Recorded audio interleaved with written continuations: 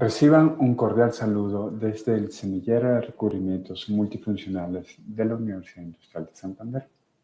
En esta pequeña charla vamos a estudiar la medición del potencial del circuito abierto, algunos fundamentos termodinámicos que nos ayuden a entender qué es lo que estamos haciendo, el equilibrio electroquímico que sucede en la superficie y la relación con las normas ASTM G3 y G5 que los utilizamos normalmente para evaluar la corrosión de los materiales. Para esto voy a compartirles mi monitor donde estaremos viendo una pequeña presentación. Entonces, en los cursos de termodinámica nosotros aprendemos que el delta G, que es la energía libre de Gibbs, depende del delta G sub 0, que es la energía libre de Gibbs en la condición de estándar, más un término donde tenemos la constante universal de los gases, la temperatura en grados absolutos y el logaritmo neperiano de Q, que es el coeficiente de la reacción. A su vez, el coeficiente de la reacción está definido por la división entre la concentración de los productos entre la concentración de los reactivos. ¿Bien? Esta ecuación es muy importante ya que en un equilibrio dinámico, como es el equilibrio electroquímico que nosotros tenemos en la superficie, la concentración de los productos y de los reactivos va a variar en función del tiempo. Y finalmente tenemos una ecuación muy poderosa, donde delta G es proporcional, va a ser proporcional a el potencial. El potencial nosotros lo podemos medir directamente en nuestras celdas electroquímicas utilizando un electrodo de referencia, donde N es el número de electrones involucrados, que puede ser 1, 2, 3, los electrones que tengamos en nuestras reacciones electroquímicas, y F es la constante de Faraday. Entonces, de esta manera nosotros podemos relacionar una medida experimental, como es el potencial, con un principio termodinámico, con el delta G. ¿Sí? Ahora, en nuestra celda, el potencial de celda viene dado por el potencial de cátodo menos el potencial de ánodo en su condición estándar, y este factor, donde N sigue siendo el número de electrones involucrados y tenemos el coeficiente de reacción. Por lo tanto, tenemos una relación entre el potencial que nosotros medimos con el coeficiente de la reacción, por lo tanto, con la concentración de las especies que nosotros tenemos en solución.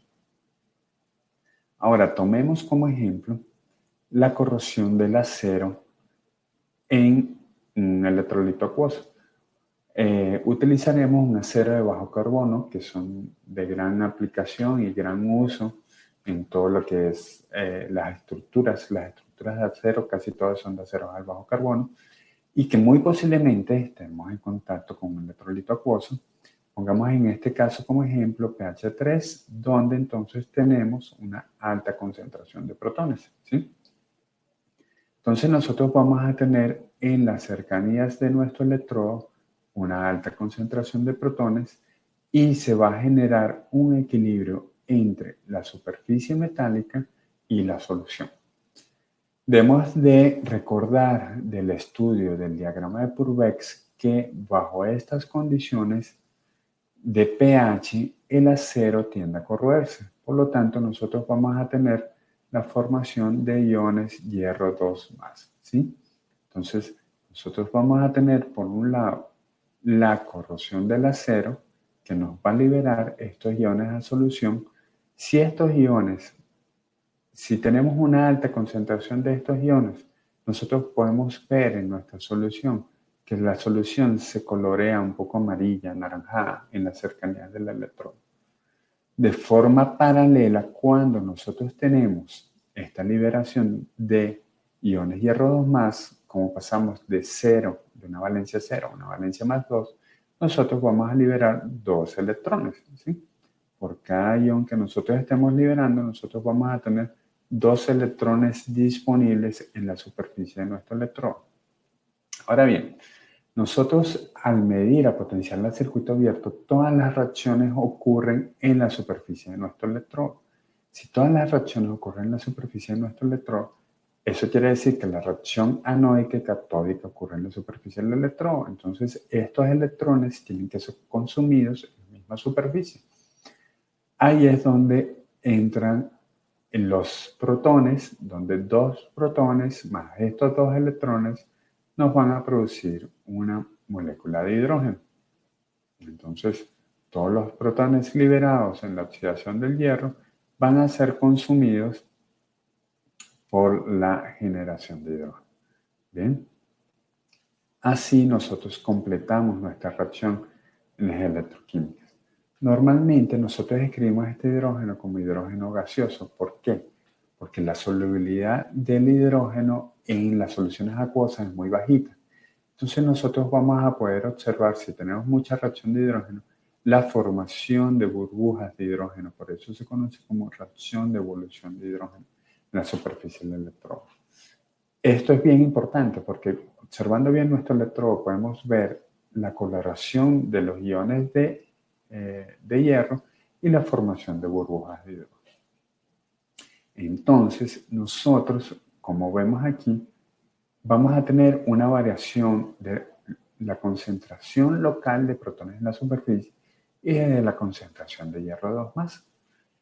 Eso nos va a dar una variación de la concentración de las especies que nosotros tenemos en solución.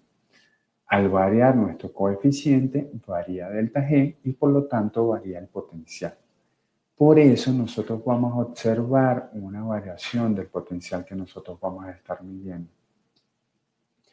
El plan es que nosotros podamos medir esta variación del potencial en función del tiempo durante un tiempo suficiente en el que este valor sea estable. Por eso, de acuerdo a las normas ASTM G3 y ASTM G5, que nos explican la evaluación electroquímica de aceros, la G3 básicamente sirve para aceros, la G5 es muy importante para materiales que se vacían, nos dicen que debemos hacer la medición del potencial a circuito abierto durante 1 hora. En este tiempo nosotros esperamos que este valor sea estable. ¿Sí? Nosotros en este momento no quiere decir que se detienen las reacciones. Lo que quiere decir es que la corriente catódica va a ser similar a la corriente anoica. Con este experimento nosotros no podemos determinar cuánto es esta corriente, conocida como densidad de corriente de intercambio. Para eso veremos en unas próximas lecciones cómo lo vamos a determinar. Aquí lo que podemos saber es que en esta condición, donde el potencial es más o menos estable, estamos en un equilibrio electroquímico en la superficie de nuestros electrodos.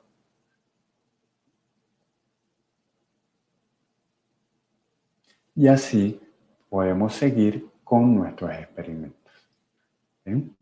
Entonces, en este pequeño video vimos cómo se realiza la medición del potencial al circuito abierto,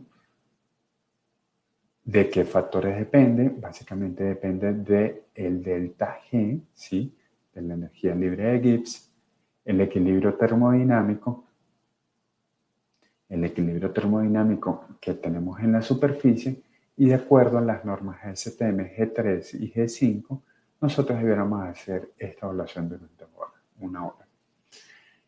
Los invitamos a que nos visiten en nuestra página www.recubrimientosmultifuncionales.com. Espero que haya sido de su agrado.